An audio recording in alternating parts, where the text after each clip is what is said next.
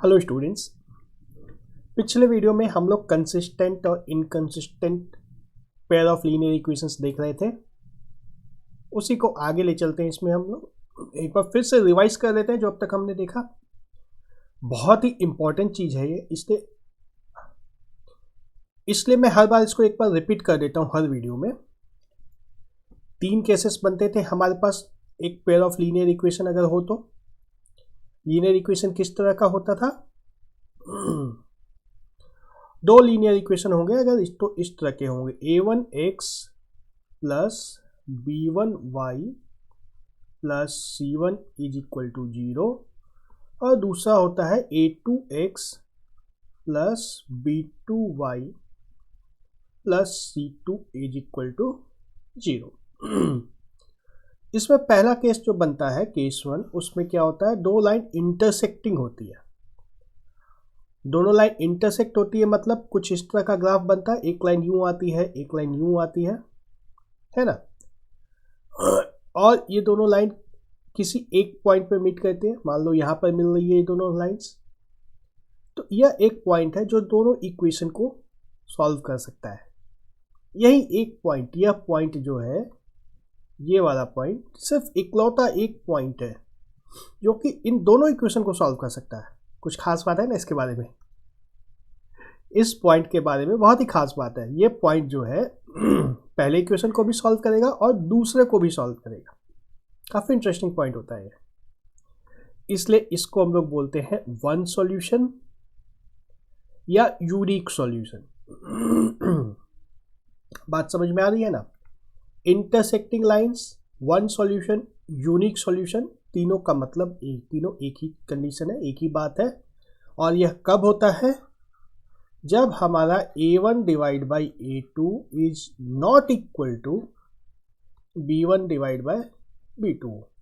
मतलब सिर्फ बराबर नहीं हो, इसके अलावा कुछ भी हो तो चलेगा, है ना। सिर्फ दोनों को बराबर नहीं होना चाहिए, दोनों रेशियो अलग अलग होना चाहिए। और इस केस में इस इक्वेशन को हम लोग क्या बोलते हैं? कंसिस्टेंट।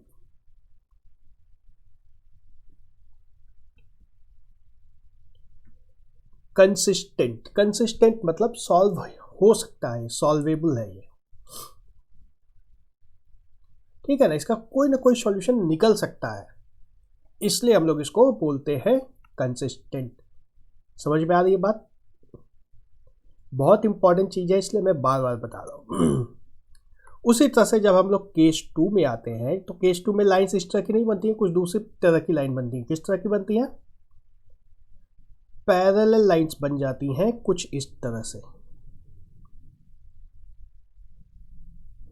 अब इन दोनों लाइंस को किसी भी तरफ, आगे या पीछे, किधर भी कितनी भी दूर खींच लो, कभी नहीं मिलेंगी एक दूसरे से, कभी नहीं मिलेंगी। तो इसको हम लोग क्या कहते हैं? Parallel lines. और जब दोनों मिल ही नहीं रही हैं, जब दोनों लाइन मिल ही नहीं रही हैं, तो इसका कोई सॉल्यूशन भी नहीं आ सकता है, क्योंकि सॉल्यूशन के लिए तो दोनों को कहीं पे मीट करना पड़ेगा ना। इस लाइन पे जो भी पॉइंट है उसमें से, और इस लाइन पे जो भी पॉइंट है, दोनों में जो कॉमन पॉइंट होगा वही हमारा सॉल्यूशन होता है। लेकिन ये पैरेलल लाइन से तो कोई कॉमन पॉइंट है नहीं, इसलिए इसमें हो जाता है हमारा नो सॉल्यूशन। और ऐसा कब होता है? इसका कंडीशन क्या है? a1 divide by a2 is equal to b1 divide by b2 and is not equal to c1 divide by c2। ठीक है, आसान है। अगर a1 a2 दोनों बराबर नहीं है तब तो कंसिस्टेंट है, कुछ सोचना ही नहीं है, सॉल्व हो गया। अगर a1 equal to a1 by a2 equal to b1 by b2 अगर ऐसा हो जाता है, तब c1 बाई c2 को हमें चेक करना है। अगर ये बराबर नहीं है तब नो सॉल्यूशन, कोई सॉल्यूशन नहीं निकल सकता है। दोनों लाइन पैरेलल है, जाती रहेंगी। जैसा कि हमने एक रेल रोड का क्वेश्चन सॉल्व किया था, ठीक उसी तरीके से। तो इसको हम लोग और क्या कहते हैं? इनकंसिस्टेंट।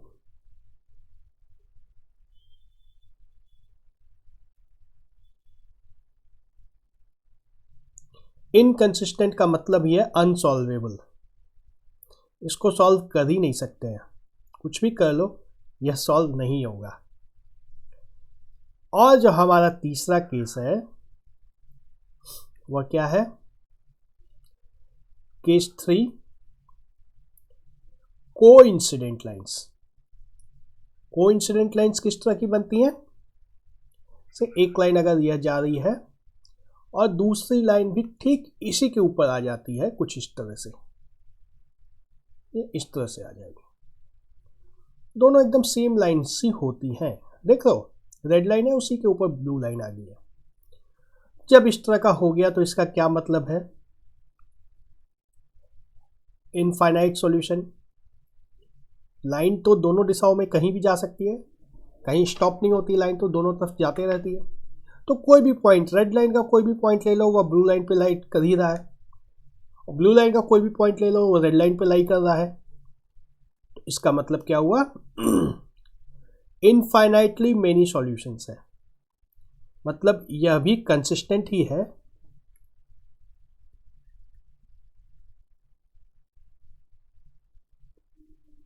सॉल्वेबल है ये, लेकिन इसका एक सॉल्यूशन नहीं निकलता है। और इसका कंडीशन क्या था, a1 divide by a2 is equal to b1 divide by b2 is equal to c1 divide by c2।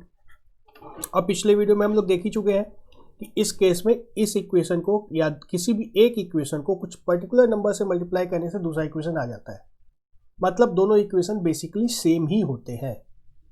दोनों इक्वेशन में सिर्फ एक कॉमन मल्टीप्लायर आता है जिससे दोनों चेंज हो जाते हैं, ठीक है। तो अब इस वीडियो में हम लोग एनसीईआरटी बुक के बचे हुए क्वेश्चंस को सॉल्व कर लेंगे। एक सॉल्व एग्जाम्पल था जो पहले बच्चे के नहीं हुआ था सॉल्व, और एक्सरसाइज 3.2 के बचे हुए क्वेश्चंस को हम लोग सॉल्व करेंगे। तो देखो बड़ा इंटरेस्टिंग क्वेश्चन है यह, मतलब इंटरेस्टिंग इसलिए है कि इसको पढ़ करके समझना थोड़ा सा मेहनत का काम है।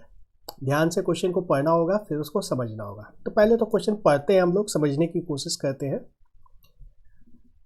क्या है क्वेश्चन में, Champa went to a sale to purchase some pants and skirts.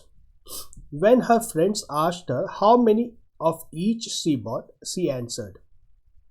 How many of each she bought मतलब उसने कितने पैंट खरीदे और कितने शर्ट खरीदे, यह पूछा गया। तो उसने क्या जवाब दिया, the number of skirt is two less than twice the number of pants purchased.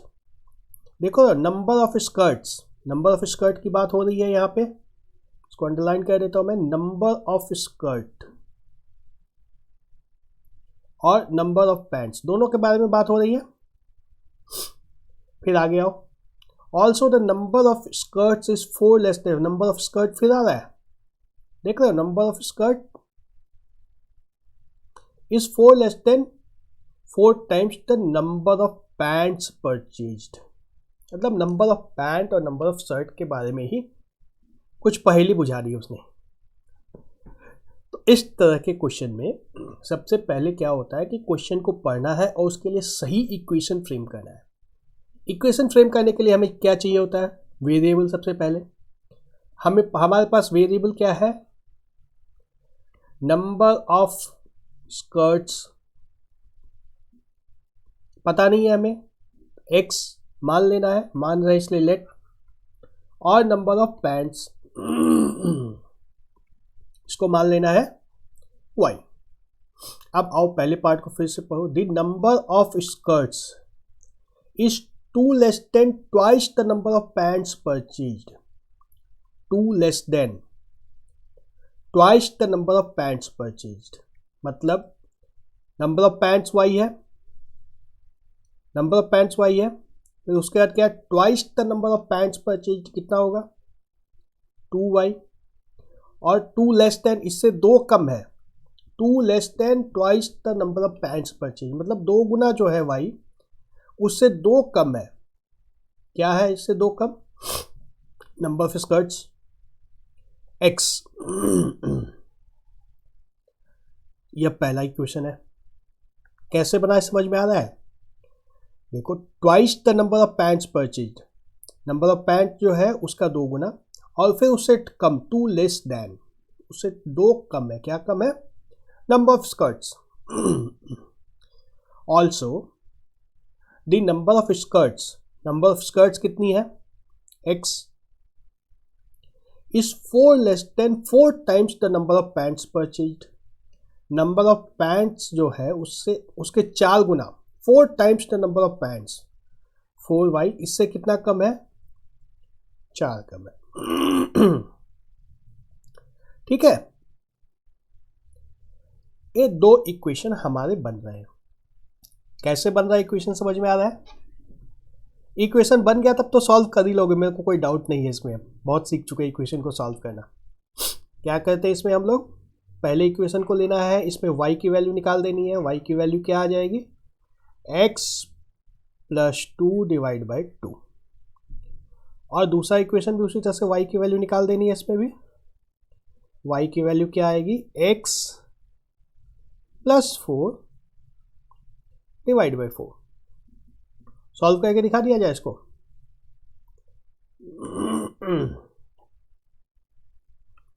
पहले इक्वेशन को मैं ब्लैक से लिख लेता हूं, x और इसके लिए करस्पॉन्डिंग y की वैल्यू। जब x की वैल्यू 0 है तो y की वैल्यू कितनी होगी, 0 + 2/2 1। जब x की वैल्यू 2 होगी तो y की वैल्यू कितनी होगी, 2 + 2 4/2 2। दूसरे को ग्रीन से लिखता हूं मैं, x की कुछ वैल्यू लेनी है, उसके करस्पॉन्डिंग y की वैल्यू निकालनी है। x को जब 0 लिया, y कितना होगा, 0 + 4 4/4 1। और x को जब 4 लिया तो y की वैल्यू कितनी हो जाएगी, 4 + 4 2 8/4 = 2। अब इसके ऊपर ग्राफ बना देना है हमें। कुछ इस तरह से हम लोग x एक्सिस और y एक्सिस को ड्रॉ कर लेंगे। उसके ऊपर पहले इक्वेशन को मैं ब्लैक से प्लॉट करता हूँ। पहला पॉइंट क्या है हमारे पास, 0, 1, x की वैल्यू 0 है, y की वैल्यू 1 है, यह पॉइंट होगा। और दूसरा पॉइंट क्या है, 2, 2, x की वैल्यू 2, y की वैल्यू भी 2, यह पॉइंट है। दोनों लाइंस को, दोनों पॉइंट्स को ज्वाइन करके एक लाइन बना देनी है। इसको मैं ब्लैक कलर से ही बना रहा हूं क्योंकि यह पहला इक्वेशन है। यह लाइन आएगी हमारी। ठीक इसी तरह से दूसरे को मैं ग्रीन से प्लॉट कर रहा हूं। पहला पॉइंट क्या है, 0, 1, तो ये पहले ही मीट कर रहा है, यही हमारा सॉल्यूशन है। दूसरा पॉइंट क्या है, 4, 2। x की वैल्यू जब 4 होगी तो y की वैल्यू 2 होगी। क्या होगा पॉइंट, 4, 2, यह पॉइंट होगा, है ना। इस दोनों को ज्वाइन कराएंगे तो ये लाइन बन जाएगी। और दोनों कहां पे मीट कर रही है, 0, 1 पॉइंट पे मीट कर रही है। इसका मतलब क्या हुआ, x की वैल्यू 0 है, y की वैल्यू 1 है। इस क्वेश्चन में x की वैल्यू 0 आ गई है हमारे पास, y की वैल्यू 1 आ गई है। क्या हुआ, उसने एक भी स्कर्ट नहीं खरीदा, सिर्फ एक पैंट खरीदा है। और जब कुछ खरीदा नहीं है इसलिए इतने अच्छा इंटरेस्टिंग पहेली के रूप में बता दिया उसने अपने फ्रेंड्स को आंसर।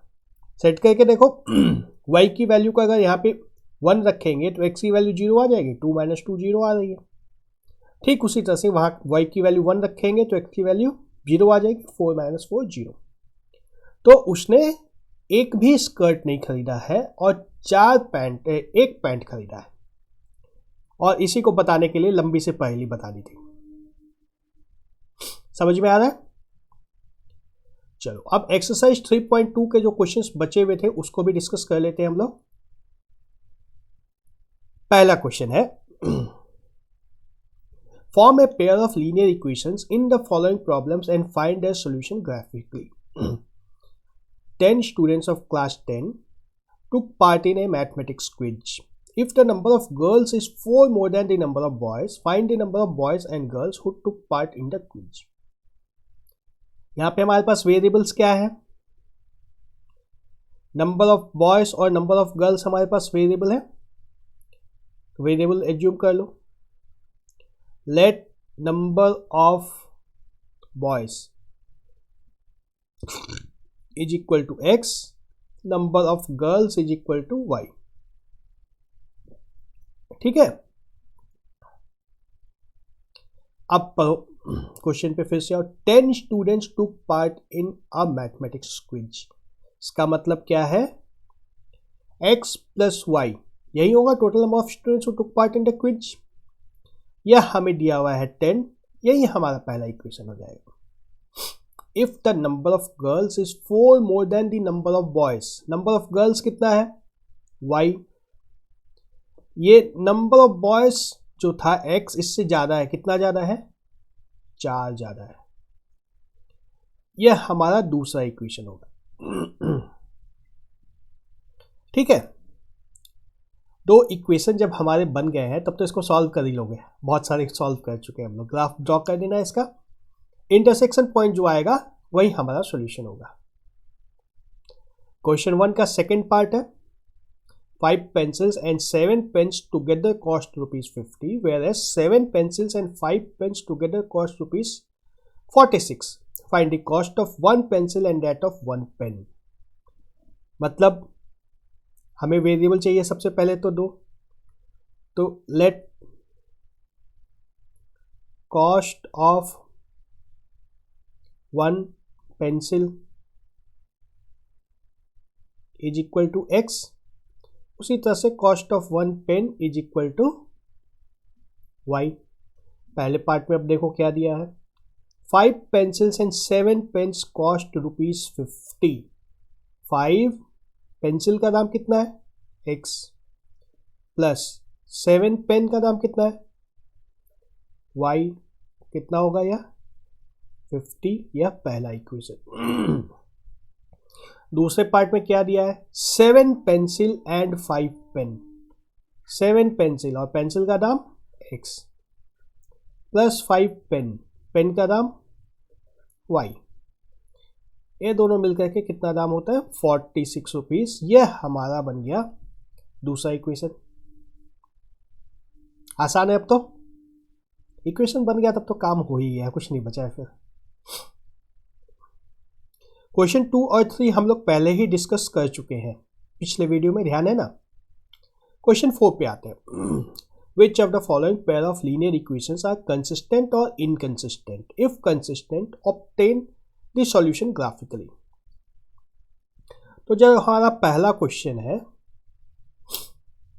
ना, इसमें a1 डिवाइड बाई a2 कितना होगा 1/2, b1 डिवाइड बाई b2 कितना होगा, यह भी 1/2 होगा।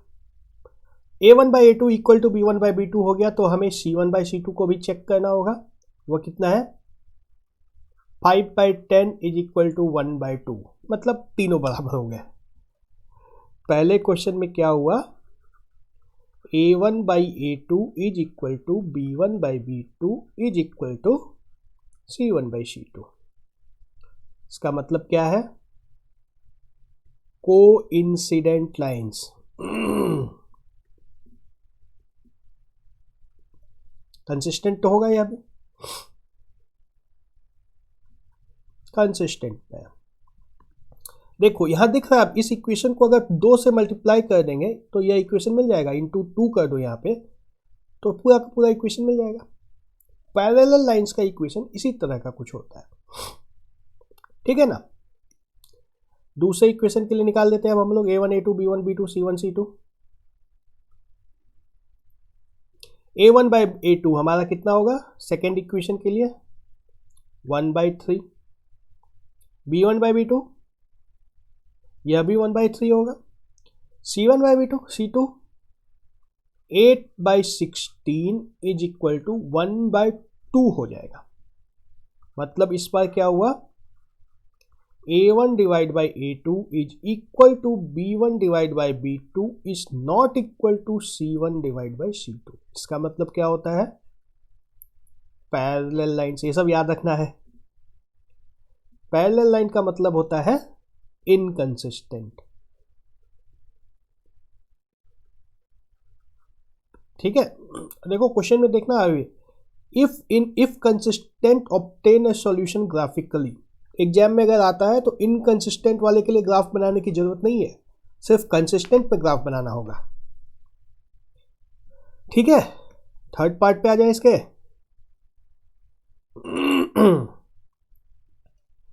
A1/A2 कितना होगा? 2/4 1/2। B1/B2 कितना होगा? -1/2। मतलब A1/A2 is not equal to B1/B2, है ना। इन दोनों को मिटा देता हूं मैं यहां से।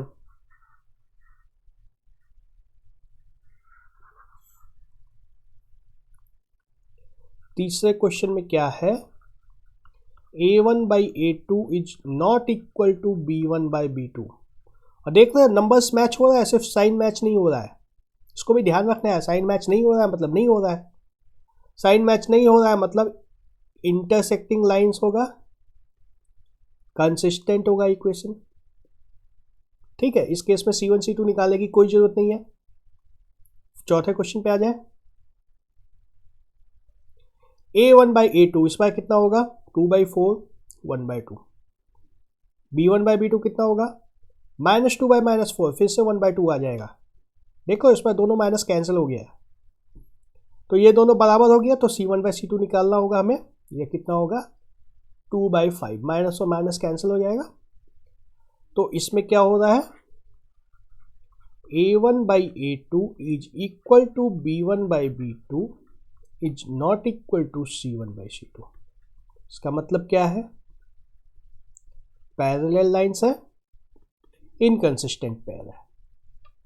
ठीक है, बड़ा आसान चैप्टर लगता है ये। Question number 5। Half the perimeter of a rectangular garden whose length is 4 more than its width is 36 centimeter. Find the dimensions of the garden. इसमें हमारा वेरिएबल क्या है? लेंथ को मान लो x, विड्थ को मान लो y। ठीक है, अब हमें क्या है? Half the perimeter of rectangular garden. इस पार्ट को यूज नहीं करना है अभी। इज 36 सेंटीमीटर, है ना। Half the perimeter of the rectangular garden, ये वाला पार्ट को अभी यूज नहीं करना है। इज 36 सेंटीमीटर मतलब पेरीमीटर का हाफ 36 मीटर है। इसका पेरीमीटर कितना होता है? 2 into x plus y, 2 into length plus breadth. उसका हाफ मतलब x plus Y is equal to 36, जो कि बन गया हमारा पहला इक्वेशन। और दूसरा इक्वेशन क्या है? Length is 4 metre more than its width. Length जो x है हमारा, या विड्थ जो y है, इससे 4 मीटर ज़्यादा है। ये हमारा दूसरा इक्वेशन बन गया। दो इक्वेशन बन गया, इसको सॉल्व कर लोगे बहुत ही आराम से। लेंथ और विड्थ मिल जाएगा, x और y मिल जाएगा, लेंथ और विड्थ मिल जाएगा। सिंपल है। यह लास्ट क्वेश्चन है इस एक्सरसाइज का, बड़ा इंटरेस्टिंग क्वेश्चन है ये। देखो इसको सीख लोगे तब मजा आ जाएगा। Draw graph of the equation. पहला इक्वेशन क्या है? x minus y plus 1 is equal to 0। यहाँ पे y निकाल देंगे तो क्या आएगा? x plus 1। यह पहला इक्वेशन है। दूसरा इक्वेशन मैं ब्लू में लिख देता हूँ। 3x plus 2y minus 12 is equal to 0। यह दूसरा इक्वेशन है। यहाँ पे y निकाल देंगे तो क्या होगा? 12 माइनस 3x डिवाइड बाई 2। करना क्या है इसमें? Determine the coordinates of the vertices of the triangle formed by these lines and x axis and set the triangular region. अलग टाइप का क्वेश्चन है यह, लेकिन यहां तक तो सेम है ना। Triangle formed by these lines and x axis मतलब हमें ये 2 लाइन बनाना है और एक एक्स एक्सिस बनाना है, 3 लाइन बनाना है, फिर उसके बाद आगे की चीजें देखते हैं। तो जो हमारा स्टैंडर्ड प्रोसेस है उसी पे आना है। फिर से हमें x की कुछ वैल्यू लेनी है, उसके लिए y की वैल्यू निकालनी है। क्या ले लें? x को 0 लेंगे तो y 1 होगा, x को 1 लेंगे तो y 2 होगा। बहुत ही सिंपल है। यहाँ पे इसको मैं ब्लू से ही लिखता हूँ, x y। यहाँ पे x को 0 लेंगे तो y कितना होगा? 6। और x को 2 लेंगे तो y कितना होगा?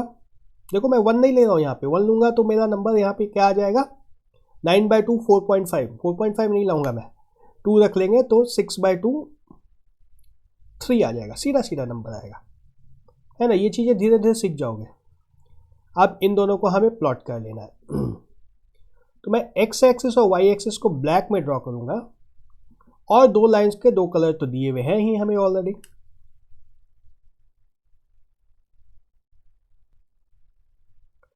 कुछ इस तरह से मैं x और y एक्सिस को ड्रॉ कर लिया। y पे देखो ये पॉइंट 1 है, 2 है, 3 है, 4 है, 5 है, 6 है, और x पे दूर दूर पे रखा है मैंने, 1 यहाँ रखा है, 2 यहाँ रखा है, 3 यहाँ रखा है, ताकि हम लोग को x पे 0 से 2 तक ही जाना है मैक्सिमम, है ना। ये 0 से 1 है, ये 0 से 2 है, हमें मैक्सिमम 2 तक ही जाना है, ट्रायंगल थोड़ा बड़ा सा बने इसलिए।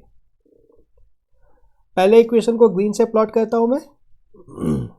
पहला पॉइंट है 0,1, x जब 0 होगा तो y की वैल्यू 1 होगी, यह पॉइंट होगा, ठीक है। दूसरा पॉइंट है 1,2, 1 y की वैल्यू 2, यह वाला पॉइंट होगा। इन दोनों को ज्वाइन करके एक लाइन बना देनी है, कुछ इस तरह की लाइन बनेगी, ठीक है। उसी तरह से दूसरे इक्वेशन को ब्लू से मैं प्लॉट कर दे रहा हूं। पहला पॉइंट हमारे पास क्या है? 0,6, 0,6 यह वाला पॉइंट है। दूसरा पॉइंट है 2,3, 2,3 यह पॉइंट है, ठीक है। इन दोनों को ज्वाइन कर देना है,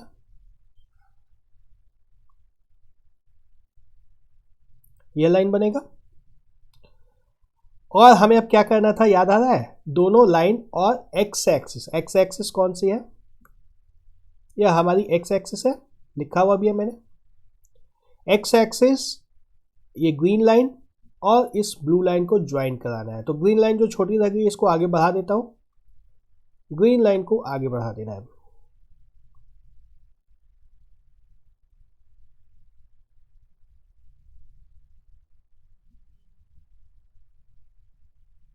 इस तरह से आ जाएगी लाइन। क्या पूछा था क्वेश्चन में? अब ट्रायंगल तो हमारी बन गई है, ट्रायंगल को सेट कर दूं, यही ट्रायंगल होगी ना। एक्स एक्सिस यह है और दो लाइंस हमारी ये है, दोनों तीनों लाइंस मिलकर के एक ट्रायंगल बनाती हैं, जो ये ट्रायंगल है। इसको सेट करना है तो सेट भी कर सकते हो, ब्लैक येलो से सेट कर देता हूं मैं।